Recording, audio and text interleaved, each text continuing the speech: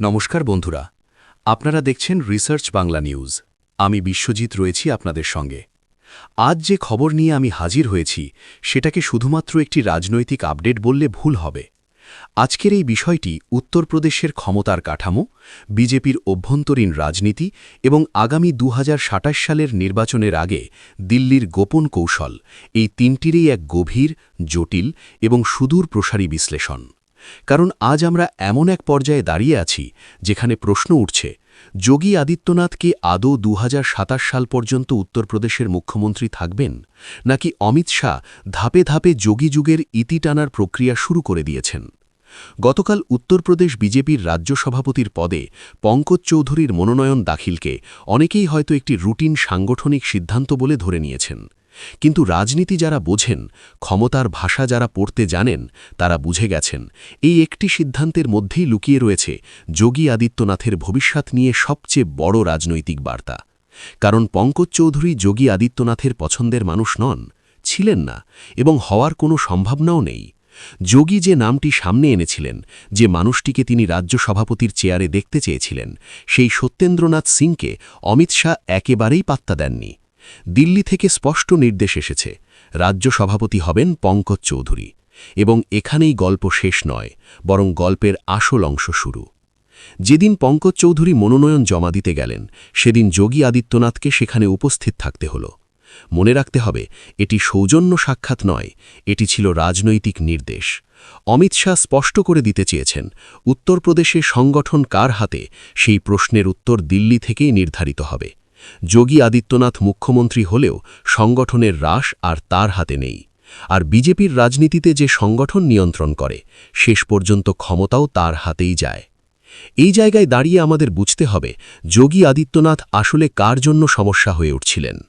যোগী আজ শুধু উত্তরপ্রদেশের মুখ্যমন্ত্রী নন, তিনি বিজেপির ভেতরে হিন্দুত্ববাদী রাজনীতির সবচেয়ে আক্রমণাত্মক মুখ।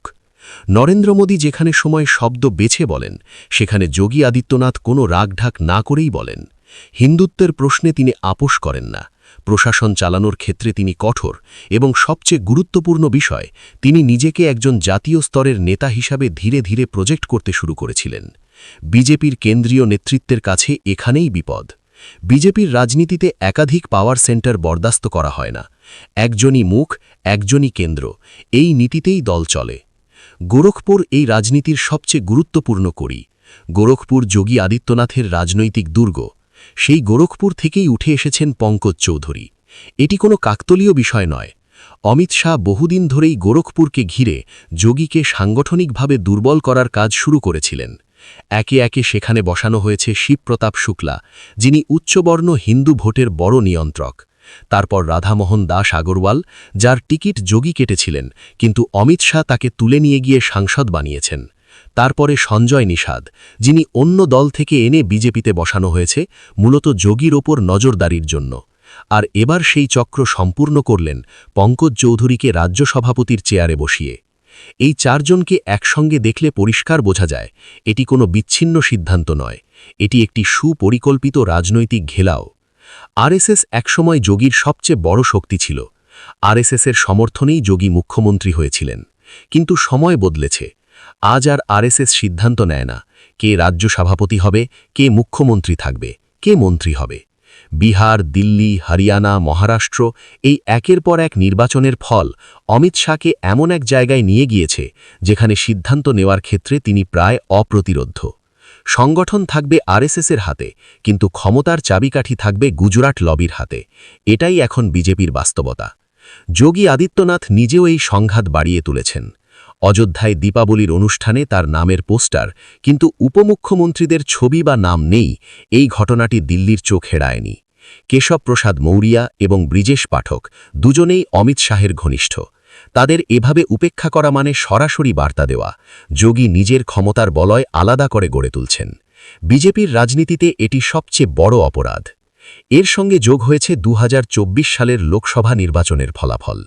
উত্তরপ্রদেশে বিজেপির আসন কমে যাওয়া যোগীর রাজনৈতিক গ্রহণযোগ্যতা নিয়ে প্রশ্ন তুলেছে। পিছিয়ে পড়া শ্রেণী, দলিত এবং সংখ্যালঘু ভোট বিজেপি পায়নি। যোগীর রাজনীতি মূলত উচ্চবর্ণ হিন্দুদের ওপর নির্ভরশীল। কিন্তু 2027 জিততে গেলে শুধু এই ভোট ব্যাংক যথেষ্ট নয়। অমিত শাহ সেটা খুব ভালোভাবেই বোঝেন। তাই একজন ওবিসি ব্যাকগ্রাউন্ডের নেতা, শিল্পপতি, পুরনো বিজেপি কর্মী পঙ্কজ চৌধুরীকে সামনে আনা হয়েছে। এখানেই অমিত শাহের আসল মাস্টার স্ট্রোক। যোগীকে মুখ হিসাবে রেখে ভোটে নামা, কিন্তু সংগঠনের রাশ অন্যের হাতে রাখা। ভোট জেতার পর যোগীকে কেন্দ্রে তুলে নেওয়া, ঠিক যেমনটা শিবরাজ চৌহান বা মনোহরলাল খাট্টারের ক্ষেত্রে হয়েছে। কেন্দ্রীয় মন্ত্রী হওয়া শুনতে সম্মানের, কিন্তু বাস্তবে তা রাজ্য রাজনীতির বাইরে ছিটকে যাওয়া।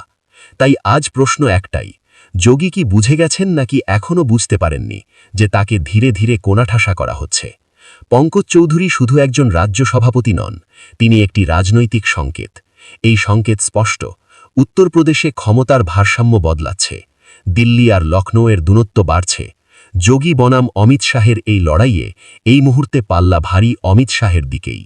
2027 পর্যন্ত যোগী মুখ্যমন্ত্রী থাকবেন কিনা তার উত্তর আজ কেউ নিশ্চিতভাবে দিতে পারবে না। কিন্তু এটুকু নিশ্চিতভাবে বলা যায়, যোগী যুগ আর আগের মতো নিরাপদ নয়। ক্ষমতার মসনদে ফাটল ধরেছে, আর সেই ফাটলের মধ্য দিয়েই ঢুকে পড়েছে নতুন দিল্লির দাবার গুটি। আপনারা এই পরিস্থিতিকে কিভাবে দেখছেন? যোগী কি শেষ পর্যন্ত লড়াই করে টিকে থাকবেন, নাকি বিজেপির ইতিহাসে আরও একজন শক্তিশালী মুখ্যমন্ত্রীকে কেন্দ্রের রাজনীতিতে তুলে এনে রাজ্য থেকে সরিয়ে দেওয়া হবে? বন্ধুরা, এ বিষয়ে আপনারা কি মনে করেন কমেন্টে অবশ্যই জানাবেন। এবং আমাদের বিশ্লেষণ ভালো লাগলে রিসার্চ বাংলা নিউজ ইউটিউব চ্যানেলটিকে সাবস্ক্রাইব করে আমাদের পাশে থাকুন। ধন্যবাদ।